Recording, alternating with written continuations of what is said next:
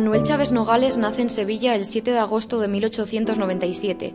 Desde muy pequeño acompaña a su padre Manuel Chaves Rey en su trabajo como periodista, lo que le sirve para aprender el oficio de forma rápida.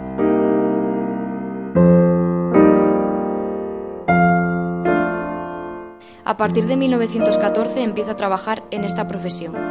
El noticiario sevillano, El Heraldo o la Gaceta Literaria son algunos de los medios testigos de su crecimiento como escritor. Sus ideas republicanas lo llevan a trabajar en el diario Ahora, durante el gobierno de Manuel Azaña.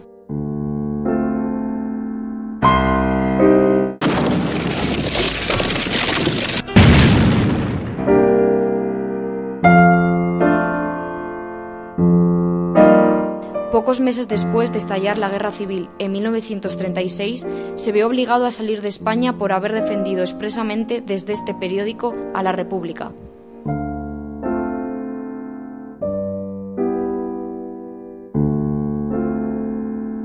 Tras cruzar la frontera francesa, decide instalarse en París. Su trabajo en la agencia Havas y en el Ministerio de Interior permiten a Chaves conocer de cerca la vida política y social de la nación.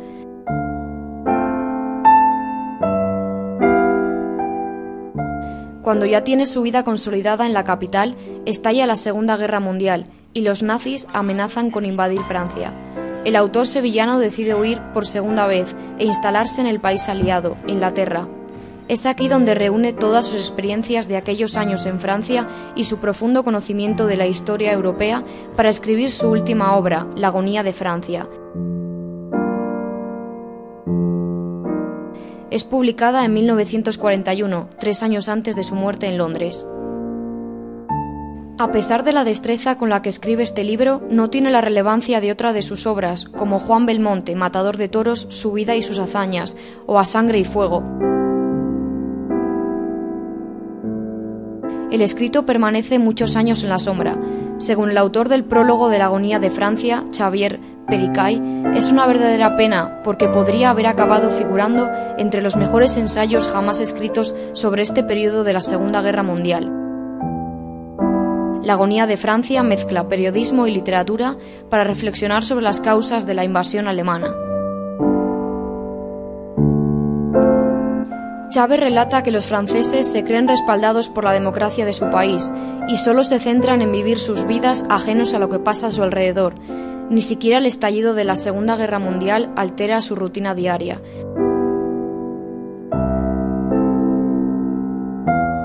Un gobierno débil que no es capaz de sobrellevar esta situación y 2 duras revoluciones anteriores han hecho mella en la moral de los franceses.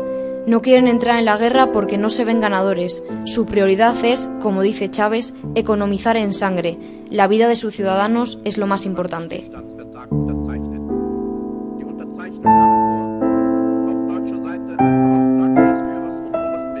La estrategia del gobierno francés es aparentar ser un país fuerte que cuenta con un ejército muy grande, unos 320.000 soldados.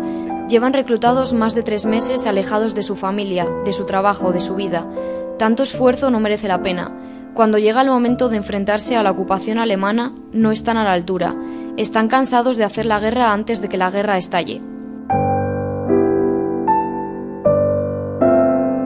En este contexto, Chaves destaca actitudes curiosas de la sociedad francesa. Gracias a su labor como periodista, el autor no se centra únicamente en el conflicto o en la política, como hacen la mayoría de los libros bélicos, sino que transmite el factor más humano de la guerra. Que se hunda el mundo si es preciso, pero que no se me moleste.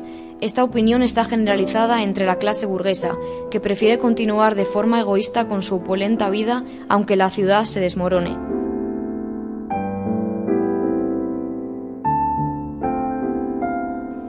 La opinión de los soldados no dista mucho de la de los burgueses.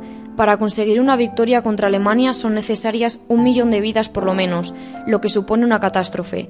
El país prefiere la invasión extranjera y la dominación, antes la esclavitud que la guerra.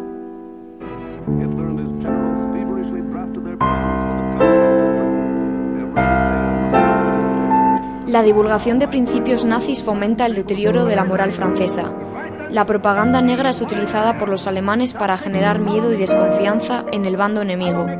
Emisoras alemanas se hacen pasar por británicas o francesas para minar el ánimo de la sociedad.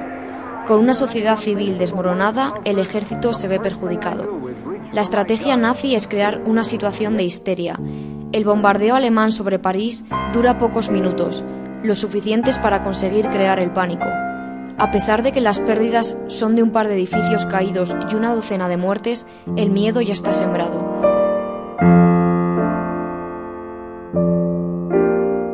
Otro foco de interés de la propaganda alemana es crear un enfrentamiento entre ingleses y franceses, tradicionalmente aliados. Una de sus técnicas es mandar tarjetas pornográficas a los soldados franceses, representando a sus mujeres cometiendo adulterio con hombres británicos. París, corazón latente de la nación, se entrega al enemigo. Los ciudadanos abandonan sus hogares en masa, colapsando las salidas y los pueblos de alrededor. La obsesión común de aquella enorme muchedumbre aterrorizada era alejarse siempre, cada vez más, ganar distancia como fuera, con los pies hinchados a rastras si era necesario. Fue en aquellas horas espantosas cuando la masa francesa debió de pensar por primera vez que acaso hubiese sido mejor hacer la guerra que sufrirla. La falta de actitud hacia la guerra tiene como resultado la invasión alemana en 1940. Los nazis solo tienen que sustituir un guardia de circulación por otro, como relata Chávez, con una simplicidad y una facilidad aterradoras. La gran nación francesa, el país democrático por excelencia, ha sido vencida por el totalitarismo.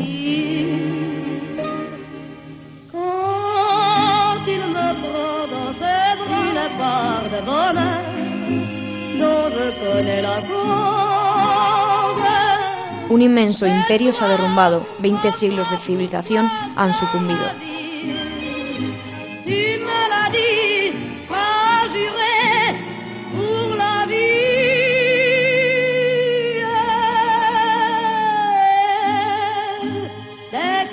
M'aperçois, alors je sens dans moi